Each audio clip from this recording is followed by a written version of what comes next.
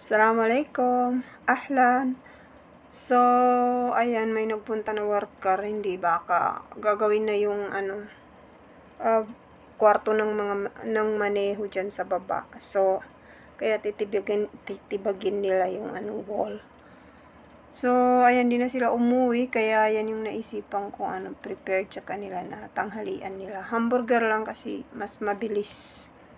Mas madali, tapos 4 na itlog kasi 4 nga lang sila. Yung hamburger, meron naman dyan mga cheese, then kamatis, lettuce.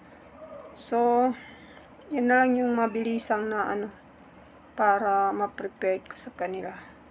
So, 4 na itlog lang na side ups. Then, ayan na, potato. Lagyan ko lang ng pero ang nakalimutan ko dyan yung asin, di nalagyan ng asin yung potato, ewan ko lang. So complain sila kasi nga wala silang pantulak.